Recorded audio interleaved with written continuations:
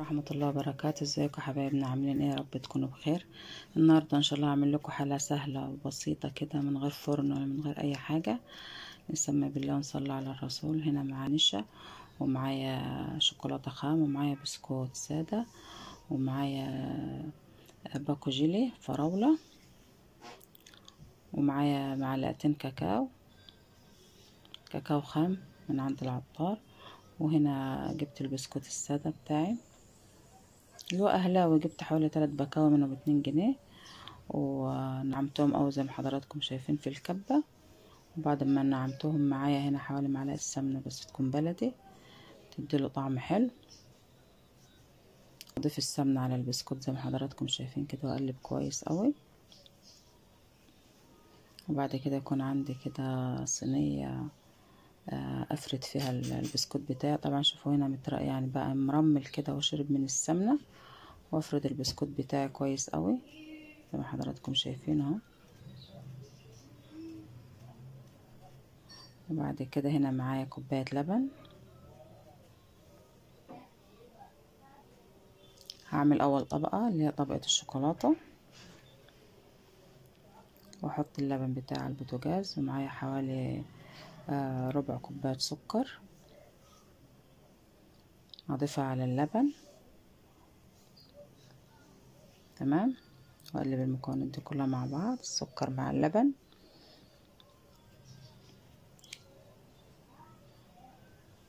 حالة بسيطة وسهلة وان شاء الله تعجب اولادكم. هنا معايا حوالي 3 معالق من النشا، كل ده على البارد طبعا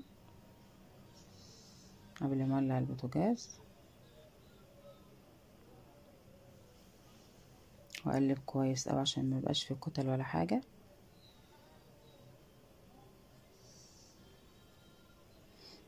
ومعايا حوالي 3 معالق من الكاكاو، وحقيت لبن وسكر ونشا وكاكاو. كل ده اقلبه على البارد الاول.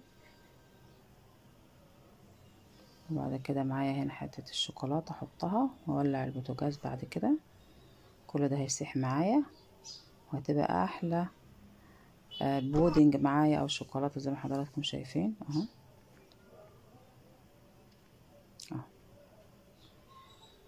وبعد كده اخد الخليط ده كله احطه على البسكوت اللي انا فردته في الصينية. تمام.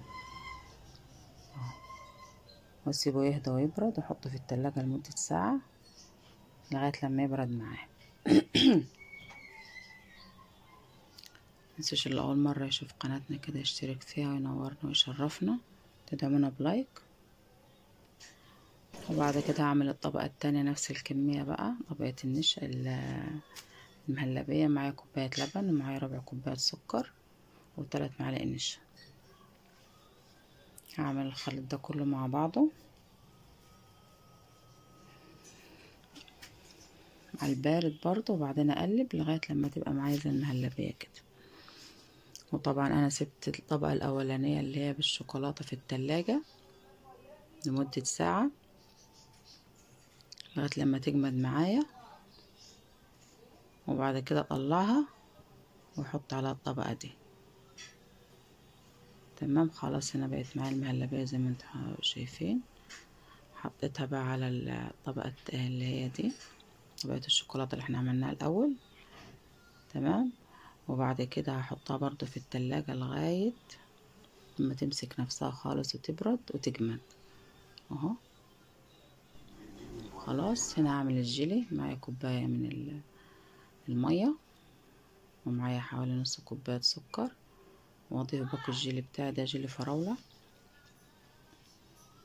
طبعا الطعم اللي انت عايزاه واللون اللي انت عايزاه اعمليه. انا هنا اولادي بيحبوا الفراولة يعني. تمام. وبعد كده احطه على النار واقلب كويس قوي. هنا معايا انواع فاكهة، هنا في موز وفي برتقان، قطعتها زي ما حضراتكم شايفين. طبعا الصينية جمدت معايا في التلاجة، سبتها فوق من ساعة.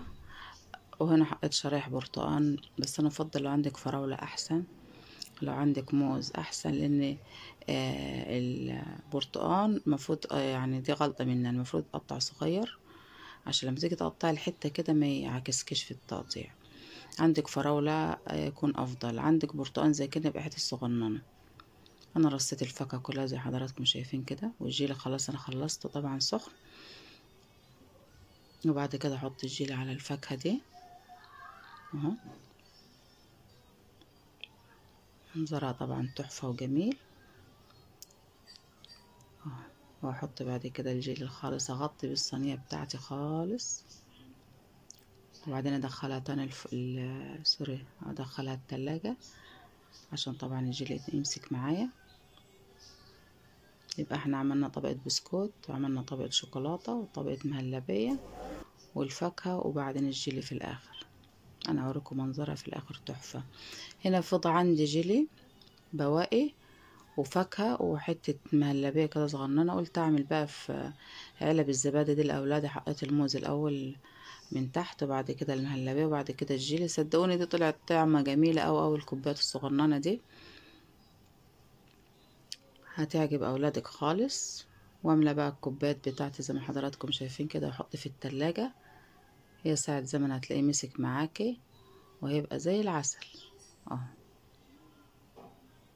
واملى كده حالة جميلة وباردة، مش هتحتاج فرن ولا حاجة، ولا عجن ولا خبز ولا دقيق ولا اي حاجة، وهتعجبكم ان شاء الله خالص. يا ريت تجربوها كده وتقولوا رأيكم ايه. شايفين منظرها ده بعد ما طلعت من التلاجة؟ طبعا سبتها ساعة، ساعة ونص، لغاية لما المكونات كلها تجمد مع بعضيها. وهقطعها دلوقتي هوريها لكم.